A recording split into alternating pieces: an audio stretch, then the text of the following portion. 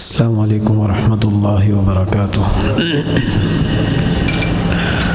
ان الحمد للہ نحمده ونستعینه ونستغفره ونؤمن به ونتوکل علیہ ونعوذ باللہ من شرور انفسنا ومن سیئات اعمالنا من يهده الله فلا مضل له ومن يضلل فلا هادي له أشهد أن لا إله إلا الله وحده لا شريك له وأشهد أن محمدًا عبده ورسوله أما بعد فإن خير الحديث كتاب الله وخير الهدي هدي محمد صلى الله عليه وسلم وشر الأمور محدثاتها وكل محدثة بدعة وكل بدعة ضلالة وكل ضلالة في النار۔ اعوذ باللہ السمیع العلیم من الشیطان الرجیم من ہمزہ ونفخہ ونفثہ بسم اللہ الرحمن الرحیم۔ یا ایہا الذین آمنوا اتقوا اللہ حق تقاتہ ولا تموتن الا وانتم مسلمون۔ یا ایہا الناس اتقوا ربکم الذی خلقکم من نفس واحدہ وخلق منها زوجها وبث منهما رجالا كثيرا ونساء واتقوا الله الذي تساءلون به والأرحام إن الله كان عليكم رقيبا۔ يا أيها الذين آمنوا اتقوا الله وقولوا قولا سديدا يصلح لكم أعمالكم ويغفر لكم ذنوبكم ومن يطع الله ورسوله فقد فاز فوزا عظيما۔ قال النبي صلى الله عليه وسلم استحيوا من الله عز وجل حق الحياة۔ اللهم صل على محمد وعلى آل محمد كما صليت على إبراهيم وعلى آل إبراهيم إنك حميد مجيد۔ اللهم بارك على محمد وعلى آل محمد كما باركت على إبراهيم وعلى آل إبراهيم إنك حميد مجيد۔ اللهم انفعنا بما علمتنا وعلمنا ما ينفعنا وزدنا علما۔ رب اشرح لي صدري ويسر لي أمري واحلل عقدة من لساني يفقه قولي۔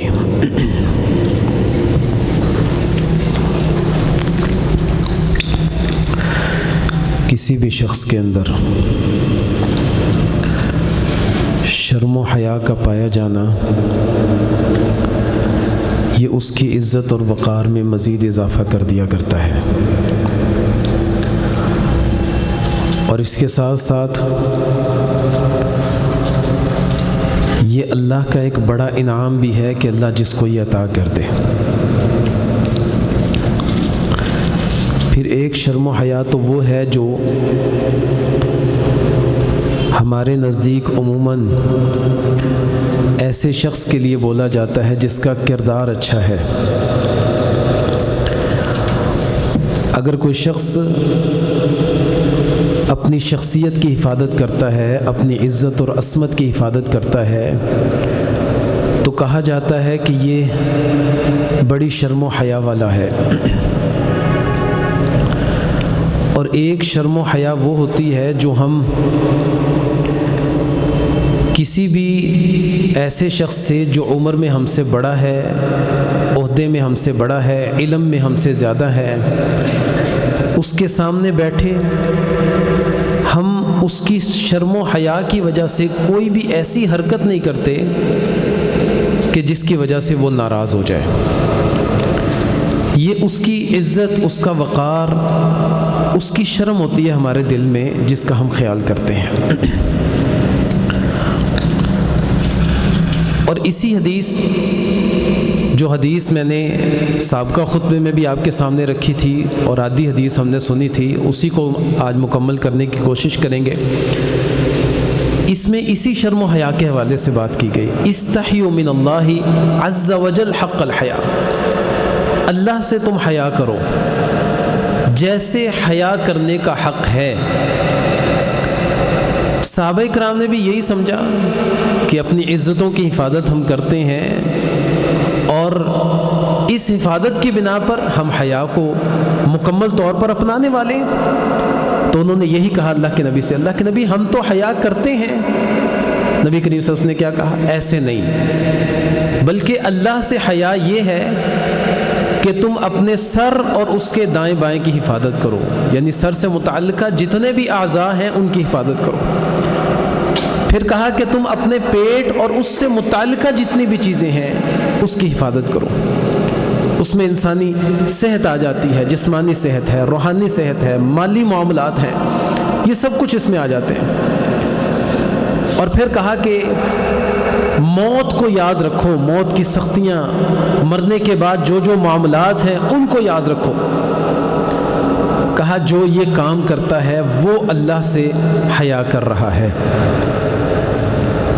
سابقہ خطبے میں جو ہم نے بات کی تھی وہ سر اور اس سے متعلقہ جو چیزیں ہیں، ہماری آنکھیں ہیں، ہماری زبان ہے، ہمارے کان ہیں، ان کی حفاظت کرنا اور ان کے معاملے میں اللہ سے شرم کرنا اور حیا کرنا، کہ اگر ہم کوئی بھی برائی ایسی کریں جس کا کان سے تعلق ہے یا آنکھ سے تعلق ہے یا زبان سے تعلق ہے تو اس برائی سے پہلے ہم حیا کر جائیں، شرم کر جائیں کہ اللہ کی ذات وہ ذات ہے جو ہر لمحے مجھے دیکھ رہی ہے اور میں رک جاؤں اس گناہ سے۔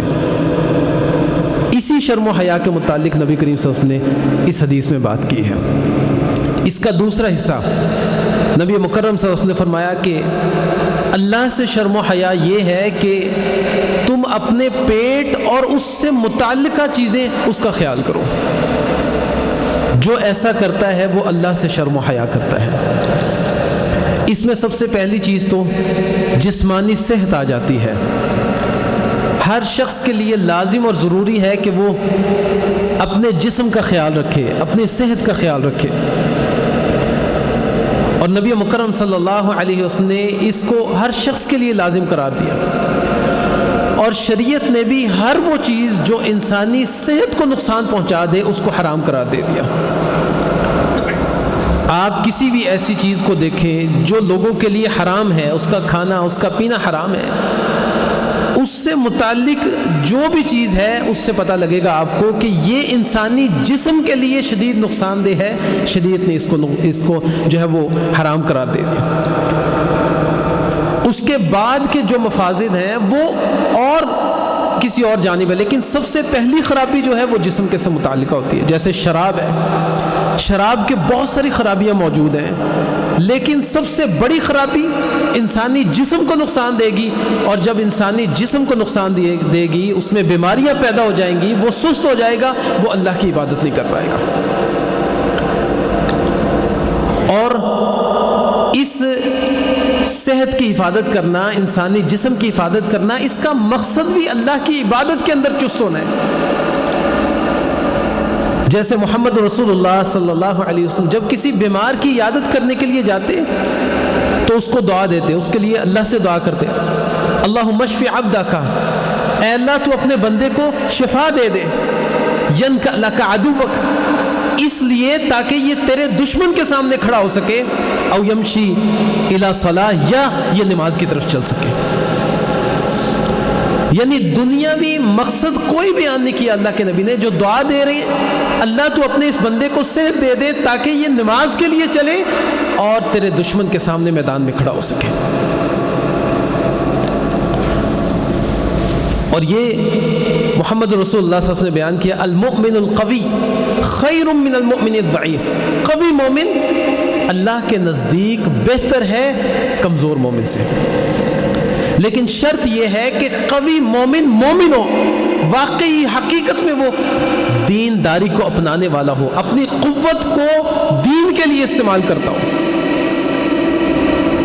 وگرنہ ایسا شخص جو بڑا طاقتور ہے، بڑا قوی ہے، لیکن صرف دنیا کو دکھانے کے لیے، نبی مکرم صلی اللہ علیہ وسلم نے بیان کیا کہ ایسا شخص جس کا جسم بہت زیادہ طاقتور ہے، لوگوں کے لیے نمایاں ہے، لوگ اس کی تعریف بھی کرتے ہیں، لیکن دین کو اس کے جسم کا کوئی فائدہ نہیں، کہا وہ ایسے ہی ہے جیسے کسی لکڑی کو دیوار کے ساتھ پیوست کر دیا جائے، اسی طرح اس کا جسم ہے۔ یعنی ایک وہ لکڑی ہوتی ہے جس کو انسان اپنے فائدے کے لیے استعمال کرتا ہے، ایک وہ ہے جس کو خوبصورت بنا کر دیوار پر لگا دیا جاتا ہے، اس سے کوئی فائدہ نہیں حاصل کیا جاتا، صرف یہ کہ اس کو دیکھ کر اپنی آنکھوں کو ٹھنڈک کیا جاتا ہے۔ کہا یہ بھی ایسے ہی ہے کہ یہ ایک ایک دکھانے کی چیز ہے بس، جیسے کسی لکڑی کو دیوار پر لگا دیا جائے، پیوست کر دیا جائے، ایسے ہی یہ ہے۔ لیکن اس کے مقابلے میں اگر کوئی شخص اپنی قوت کو، اپنی طاقت کو دین کے لیے استعمال کرے، اگرچہ وہ انتہائی کم ہی کیوں نہ ہو، اللہ کے نزدیک اس کی بڑی وقت ہے، بڑی اہمیت ہے۔ نبی مکرم صلی اللہ علیہ وسلم کے چند صحابہ آپ کے ساتھ موجود ہیں، انہی میں عبداللہ ابن مسعود رضی اللہ تعالیٰ عنہ بھی ہیں۔ عبداللہ ابن مسعود رضی اللہ عنہ درخت پر چڑھتے ہیں محمد رسول اللہ صلی اللہ علیہ وسلم کے لیے مسواک لینے۔ ہوا چل رہی ہے، تیز ہوا چل رہی ہے، اور اس ہوا سے ان کے کپڑے اڑ رہے ہیں، اور ان کے کپڑوں کے اڑنے کی وجہ سے ان کی پنڈلیاں ظاہر ہوتی ہیں جو بالکل باریک پنڈلی ہیں، پتلی۔ صحابہ کرام اس پر ہنس دیتے ہیں۔ محمد رسول اللہ صلی اللہ علیہ وسلم پوچھتے ہیں کیوں ہنس رہے ہو؟ کہا عبداللہ ابن مسعود کی پنڈلیاں دیکھ کر ہنس رہے ہیں، پتلی چھوٹی سی پنڈلیاں۔ نبی کریم صلی اللہ علیہ وسلم نے کہا کہ اللہ کے ہاں ترازو میں اس کا بڑا وزن ہے، ترازو میں ان پنڈلیوں کا بڑا وزن ہے، کیونکہ یہ اللہ کے دین کے لیے استعمال ہوتی ہیں۔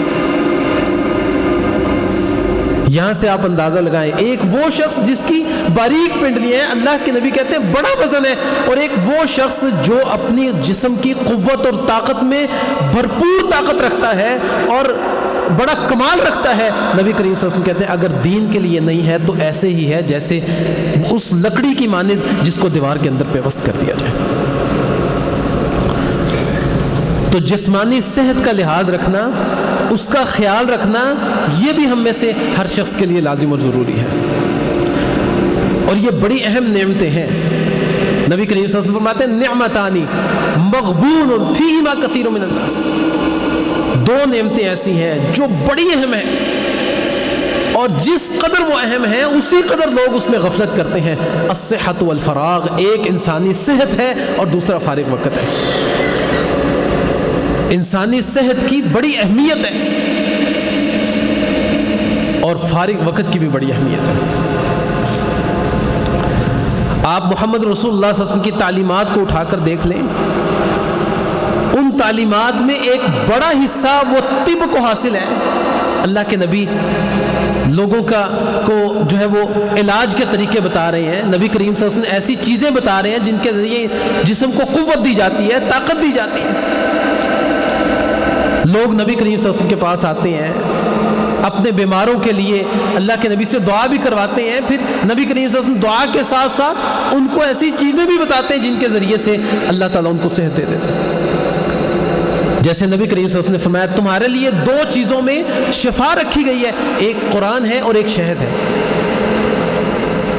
ایک شخص نبی کریم صلی اللہ علیہ وسلم کے پاس آیا، آ کر کہنے لگا اللہ کے نبی میرے بھائی کا پیٹ خراب ہے۔ اللہ کے نبی نے کہا اس کو شہد پلاؤ۔ یہ گیا اور اپنے بھائی کو شہد پلایا، پیٹ مزید خراب ہو گیا۔ پھر آیا اللہ کے نبی وہ تو اور زیادہ خراب ہو گیا۔ نبی کریم صلی اللہ علیہ وسلم نے کہا اس کو شہد پلاؤ۔ دوبارہ کہا، پھر شہد پلایا۔ پھر آیا اللہ کے نبی وہ تو اور خراب ہو گیا۔ اللہ کے نبی نے پھر کہا اس کو شہد پلاؤ۔ 4 بار ایسے ہو گیا۔ چوتھی بار آ کر اللہ کے نبی سے کہا اللہ کے نبی اس کا پیٹ ٹھیک نہیں ہو رہا ہے شہد سے۔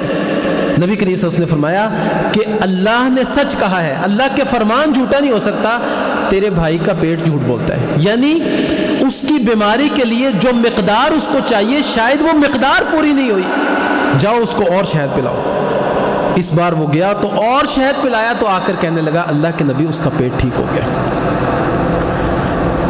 یعنی پتہ یہ چلا کہ شریعت نے جن چیزوں کے اندر علاج کو رکھا ہے وہ واقعی ان میں علاج موجود ہے، لیکن کسی سمجھدار شخص سے، کسی ایسے شخص سے جو طب کو جاننے والا ہو، اس سے مشورہ کیا جائے، جسمانی جو اس کی ساخت ہے اس کو دیکھا جائے، اس کی جو جسمانی ایک اللہ تعالیٰ نے اس کے اندر جو جسمانی اللہ تعالیٰ نے اس کے اندر جو ایک صلاحیت رکھی ہے اس کو جانچا جائے کہ یہ گرم چیزوں کو اپنائے گا، ٹھنڈی کو اپنائے گا، اس کے مطابق وہ فیصلہ کر کے اس کو مقدار بتائے، اس کو اس مقدار سے جو ہے استعمال کیا جائے گا۔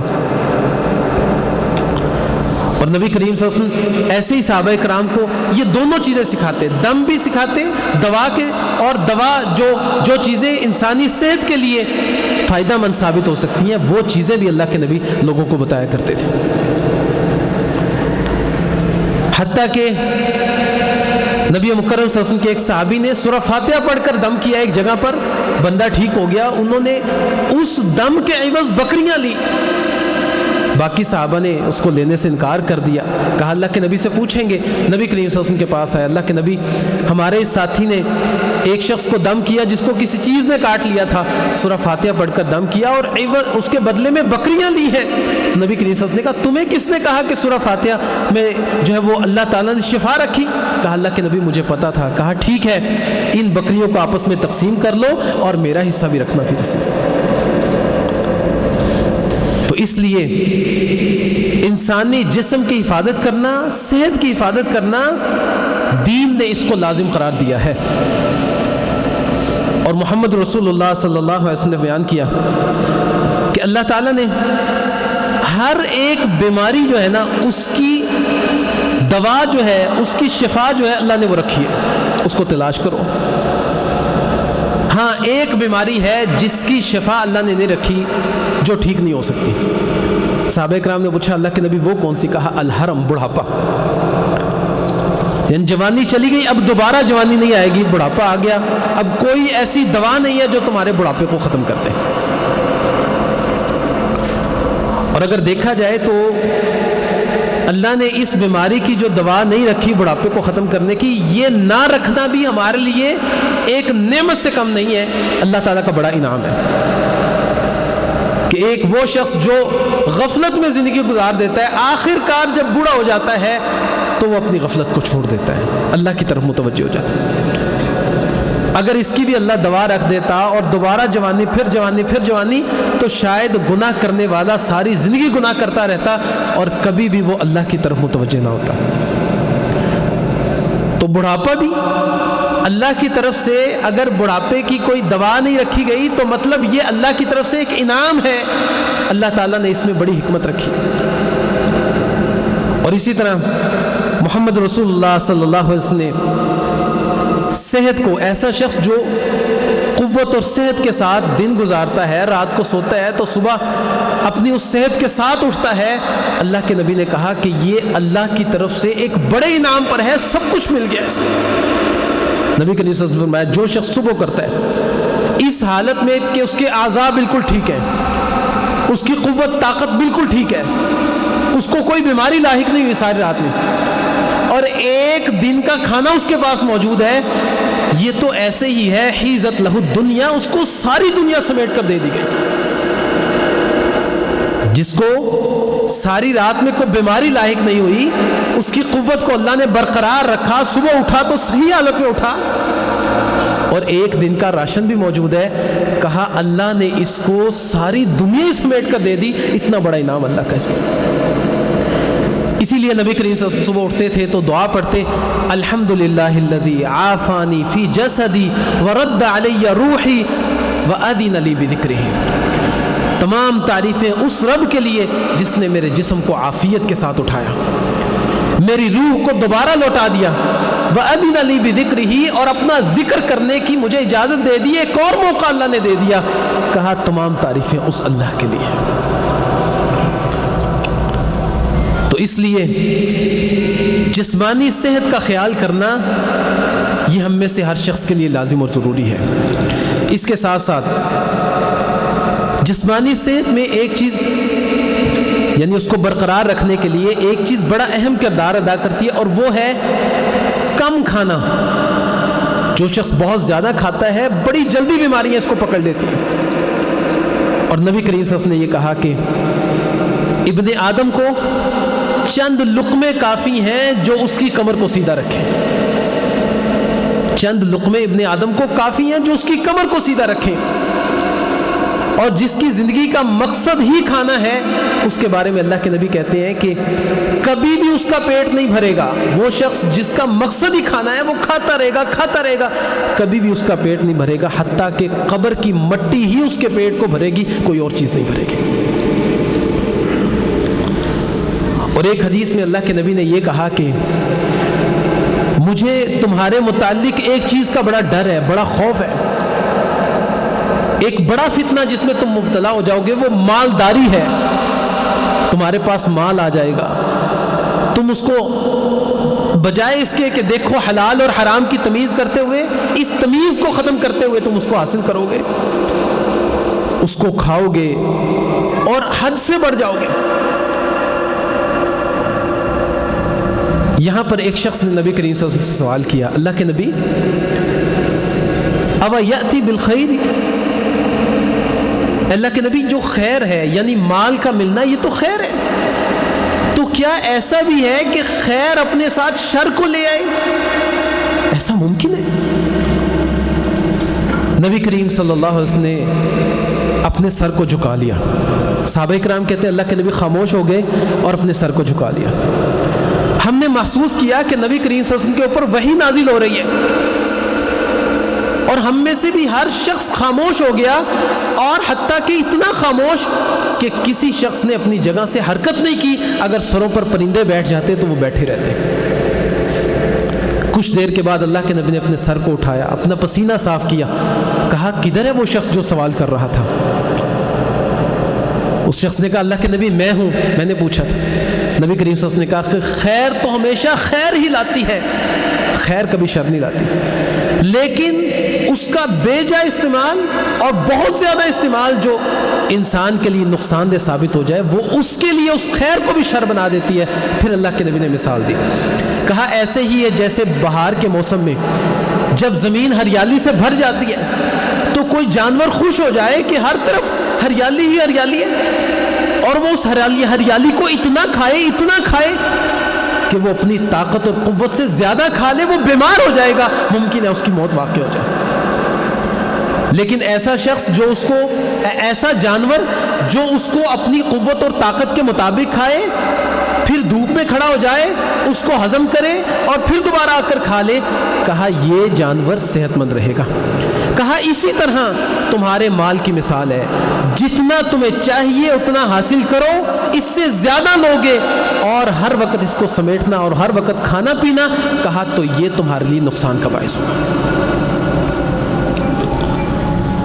اور ایسا ہی عموماً دیکھنے میں آتا ہے، موجودہ ایام میں بھی ایسے ہی ہے کہ ایک شخص مال کو سمیٹتا ہے، وہ سمیٹتا ہی چلا جاتا ہے،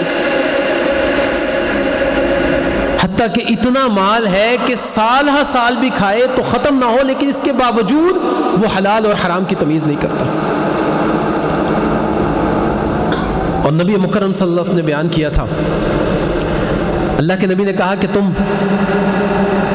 اگر اللہ کی عبادت کے لیے وقت نکالو گے، اللہ کی عبادت سے مراد صرف نماز نہیں ہے، اس میں اللہ کی ہر فرما برداری کا کام آ جاتا ہے، حتیٰ کہ علم حاصل کرنا، حلال اور حرام کی تمیز کو حاصل کرنا، یہ بھی اللہ کی عبادت میں شامل ہے۔ کہا تفرغ لعبادتی، تم اللہ کی عبادت کے لیے اپنے آپ کو فارغ کر لو، اللہ کی عبادت کے لیے وقت نکالو۔ املأ صدرک غنا، اللہ تمہارے سینے کو غنا سے بھر دے گا۔ وَأَسُدَّ فَقْرَكَ، تمہارے فقر کو اللہ روک لے گا۔ غنا اتنا ہوگا کہ تمہارا سینہ بھی بھر جائے گا، تمہیں کوئی فکر نہیں ہوگی، اور فقیری تمہارے پاس نہیں آئے گی۔ اسد فقرک، اللہ جس کی فقیری کو روک لے پھر تو فقیری نہیں آ سکتی۔ اور اس فقیری کے رکنے کا اور سینے کو غنا سے بھرنے کا ایک ذریعہ بیان کیا، تفرغ لعبادتی، کہا اللہ کے نبی نے کہ اللہ کہتا ہے کہ میرے بندے میری عبادت کے لیے تو فارغ ہو، وقت نکال۔ وَإِن لَّمْ تَفْعَلْ، اگر تو ایسا نہیں کرے گا، میری عبادت کے لیے وقت نہیں نکالے گا، ملأت یدک شغلا، میں تیرے ہاتھوں کو شغل سے بھر دوں گا۔ اور ایک حدیث میں ملأت صدرک، میں تیرے سینے کو شغل سے بھر دوں گا۔ بہت ساری پریشانیاں، بہت ساری فکریں تیرے سینے میں ہمیشہ موجود رہیں گی۔ ولم اسد فقرک، تیرے فقر کو بھی کبھی نہیں روکوں گا۔ آپ بازاروں کے چکر لگا کر دیکھ لیں، اس ایک پیٹ کی خاطر حلال و حرام کی تمیز ختم، نمازوں کے اوقات کا خیال ختم، اللہ کی عبادات اس کا ذکر ختم، قرآن کریم کی تلاوت ختم، بڑے چھوٹے کی تمیز ختم، اور پھر کہتے ہیں کہ ہمارا فقر نہیں رکتا۔ اللہ کے نبی نے حدیث میں بیان کیا، کہا اللہ کی عبادت کے لیے وقت نکالو، جب جب اللہ کی طرف سے پکار آئے وقت نکالو، نمازوں کے لیے اٹھو، قرآن کی تلاوت کرو، اذکار صبح و شام کے، وہ ساری کی ساری عبادات جو اللہ کے نبی نے یومیہ تمہیں بتائی ہیں، ان عبادات کے لیے وقت نکالو، اللہ تمہارے سینوں کو غنا سے بھر دے گا اور فقر تمہارے قریب نہیں آئے گا۔ اور اگر ایسا نہیں کرو گے تو لگے رہو گے، ہمیشہ لگے رہو گے، اور کبھی بھی تمہارا فقر ختم نہیں ہوگا۔ ایک اور حدیث میں نبی کریم صلی اللہ علیہ وسلم فرماتے ہیں من کانت الدنیا ہمہ، دنیا جس بندے کی فکر اور پریشانی دنیا بن گئی نا، کہا پھر ہمیشہ اس کی فکر اور اس کا غم دنیا ہی ہوگی۔ کہا من کانت الدنیا ہمہ، جس شخص کی فکر، اس کا غم، اس کی پریشانی، اس کی سوچ وہ دنیا ہی ہو گئی، آخرت ختم ہو گئی، بس دنیا ہی ہے جو کچھ بھی ہے، کہا فرق اللہ علیہ امرہ، اللہ اس کے کاموں کو پھیلا دے گا، اللہ اس کے کاموں کو پھیلا دے گا، سارا دن لگا ہوا ہے، مصروف ہے، اور ان کاموں کے پھیلنے کے ساتھ ساتھ وجعل فقرہ بین عینی، اس کی آنکھوں کے درمیان اللہ اس کا فقر رکھ دے گا، یعنی سب سے پہلی چیز جو اس کو نظر آئے گی وہ اس کا فقر ہے۔ شروع میں کیا کہا؟ جس کی فکر اور جس کا غم صرف دنیا ہو گئی، آخرت کی فکر نہیں، بس ایک ہی سوچ ہے کہ پیٹ کے لیے کچھ بھی ملتا ہے لے لوں، حلال ہے حرام ہے جو بھی ہے۔ کہا جس کی یہ فکر ہو گئی نا، اللہ اس کے کاموں کو بکھیر دیتا ہے اور اس کے فقر کو اس کی آنکھوں کے بالکل درمیان میں اللہ تعالیٰ رکھ دیتا ہے، سب سے پہلے اس کو اس کا فقر نظر آتا ہے۔ وَلَمْ يَأْتِهِ مِنَ الدُّنْيَا إِلَّا مَا كُتِبَ لَهُ، اتنی کوشش اور اتنی محنت کرنے کے بعد ایسا نہیں ہے کہ پوری دنیا حاصل کر لے گا، کہا وَلَمْ يَأْتِهِ إِلَّا مَا كُتِبَ لَهُ، جتنا اللہ نے اس کے لیے لکھا نا ملے گا پھر بھی وہی، اس سے زیادہ ایک ذرہ بھی نہیں لے سکتا، ملے گا وہی، اس سے زیادہ ایک ذرہ بھی نہیں لے سکتا یہ، لیکن یہ اس کی سزا ہے کہ اللہ اس کے کاموں کو بکھیر دیتا ہے، سارا دن ساری رات مصروفیت میں گزرتی ہے لیکن فقر دور نہیں ہوتا۔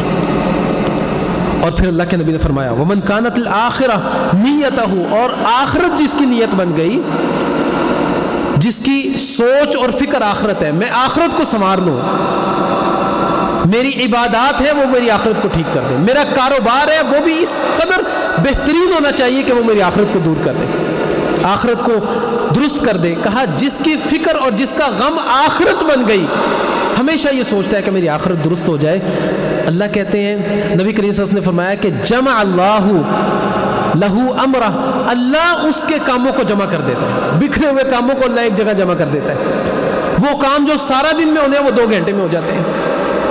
جمع اللہ لہو امرہ، اللہ اس کے کاموں کو سمیٹ دیتا ہے، ایک جگہ جمع کر دیتا ہے۔ اور صرف یہی نہیں، کہا وجعل غناہ فی قلبہ، اللہ اس کے دل کو غنا سے بھر دیتا ہے،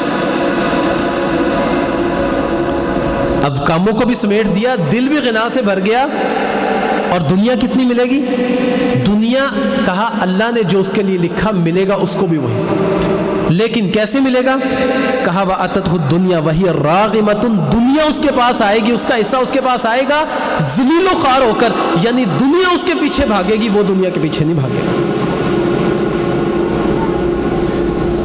یہ اس شخص کا انعام جس کی سوچ، جس کی فکر آخرت ہے، اللہ نے جو لکھ دیا وہ تو ملے گا، اس کو بھی ملے گا جس کی سوچ اور فکر دنیا ہے، اور اس کو بھی ملے گا جس کی سوچ اور فکر آخرت ہے۔ لیکن آخرت والے کے لیے آسانی کیا ہے؟ چونکہ اس نے سوچ لیا کہ اس نے اللہ کے لیے وقت نکالنے، اللہ نے کاموں کو سمیٹ دیا، اب وہ وقت نکالتا ہے اللہ کے لیے۔ اب وہ بندہ جو کہتا ہے جی ٹائم ہی نہیں ملتا نمازوں کے لیے، رش ہی بڑا ہوتا ہے، کیا کروں؟ اللہ نے اس کے کاموں کو بکھیر دیا، وہ جو صبح سے شام تک اللہ نے اس کے لیے لکھا نا، جس نے اس کے سامنے آ کر کھڑے ہونا ہے، اس سے اشیاء کو خریدنا ہے، اس کو جو مال دینا ہے، اللہ نے لکھ دیا، وہ دینا ہی دینا ہے۔ لیکن اگر اللہ کے لیے وقت نکالو گے تو اللہ ان کو سمیٹ دے گا، اور اگر وقت نہیں نکالو گے تو اللہ اس کو بکھیر دے گا۔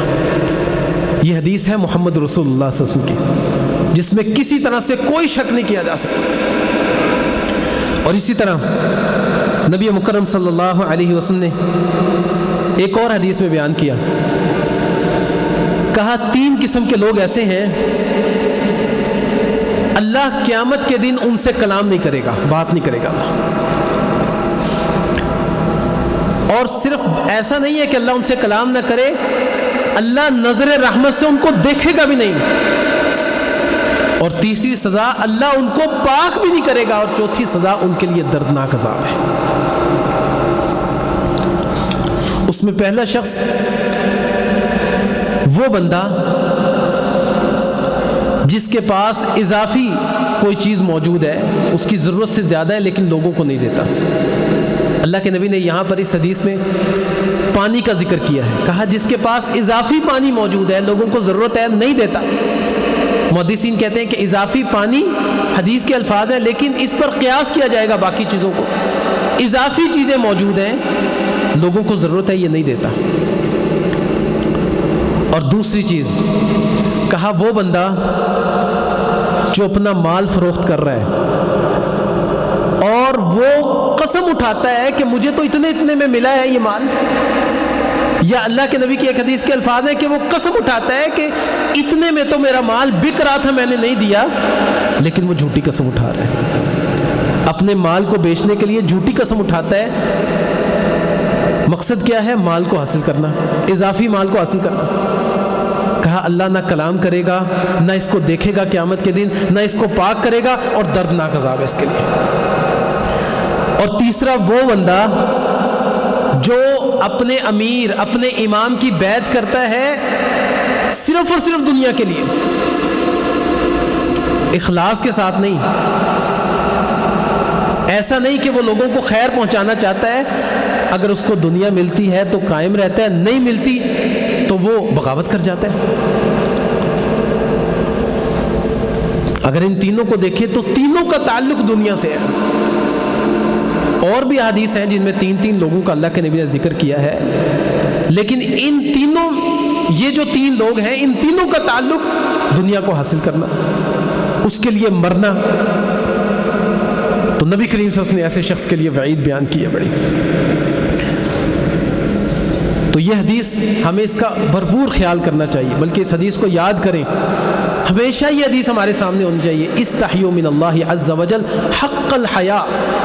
اللہ سے شرم و حیا کرو جیسے حیا کرنے کا حق ہے. اور اس کے 2 پہلو جس پر ہم بات کر چکے سابقہ خطبے میں، اور اب پہلا جس پر سابقہ خطبے میں ہم نے بات کی تھی کہ سر اور اس سے متعلقہ چیزوں کی حفاظت کرو. اللہ کے نبی نے اگر تم اللہ سے حیا کرتے ہو تو اس کی صورت کیا ہوگی؟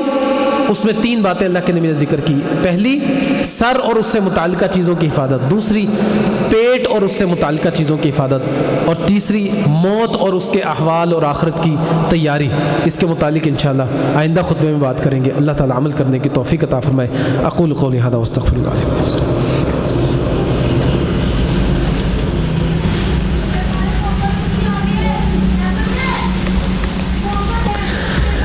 إن الحمد لله نحمده ونستعينه ونستغفره ونؤمن به ونتوكل عليه ونعوذ بالله من شرور أنفسنا ومن سيئات أعمالنا من يهده الله فلا مضل له ومن يضلل فلا هادي له أشهد أن لا إله إلا الله وحده لا شريك له وأشهد أن محمدا عبده ورسوله.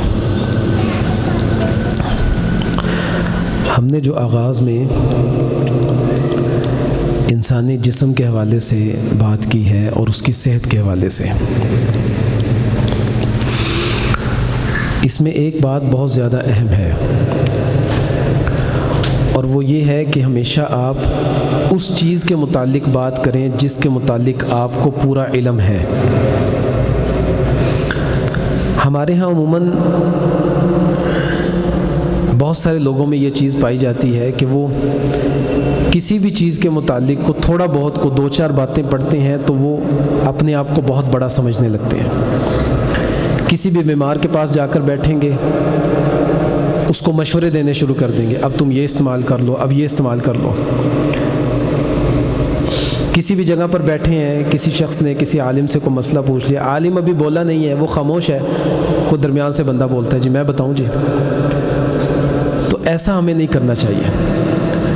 نبی کریم صلی اللہ علیہ وسلم نے بیان کیا من تطبب ولم یعلم منہ طب، جو کسی بندے کو اس کی صحت کے حوالے سے کوئی مشورہ دینا یا کسی چیز کے استعمال کرنے کا مشورہ دے کہ یہ استعمال کرو تمہاری بیماری ٹھیک ہو جائے گی، اس کا یہ اس طرح سے علاج کرو، ولم یعلم طب، لیکن وہ طب کو جانتا نہیں ہے، اس نے اس پر اپنا وقت نہیں لگایا، اس کو پتہ نہیں ہے، وہ ڈاکٹر نہیں ہے لیکن یہ باتیں کر رہا ہے، وہ لوگوں کو مشورے دے رہا ہے۔ کہا اگر اس کی بات مان کر کسی نے کوئی چیز استعمال کر لی اور اس کو نقصان پہنچ گیا فہو ضامن، تو یہ بندہ ضامن ہے، یہ ذمہ دار ہے، اس سے دنیا میں بھی پوچھا جائے گا اور اللہ کے ہاں بھی یہ ضامن ہوگا۔ اللہ پوچھے گا بھائی تجھے اس چیز کا علم ہی نہیں تھا، تو نے اس بندے کو کہا یہ چیز استعمال کر اور اس کی صحت مزید خراب ہو گئی، تو بتا تجھے جب علم نہیں تھا تو نے اس کو نقصان کیوں پہنچایا؟ اسی طرح دین کا معاملہ ہے، ایک چیز کا ہمیں علم ہے ہی نہیں، ہم لوگوں کی جو ہے وہ رہنمائی کرنا شروع کر دیتے ہیں، بعد میں پتہ لگتا ہے ہم خود بھی غلط تھے اور ہم نے دوسروں کی بھی غلط رہنمائی کر دی۔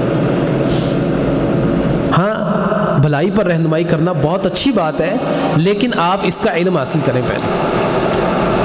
اگر کسی چیز کے متعلق آپ کو علم ہے تو ٹھیک ہے، علم نہیں ہے تو بیمار کے پاس جائیں، اس کی عیادت کریں، اس کو دعائیں دیں اور آپ اپنے گھر آ جائیں، بجائے اس کے کہ ہم اس کو لمبے لمبے مشورے دینے شروع کر دیں، اب یہ استعمال کر لو، اب یہ استعمال کر لو۔ یہ آپ کا کام نہیں ہے۔ اگر آپ کی وجہ سے وہ کوئی چیز استعمال کرتا ہے، مزید نقصان ہو جاتا ہے، تو آپ دنیا میں بھی ذمہ دار ہیں، اس کے ورثاء آپ کو پکڑ سکتے ہیں اور اللہ کے ہاں بھی آپ ضامن ہیں اس چیز کے۔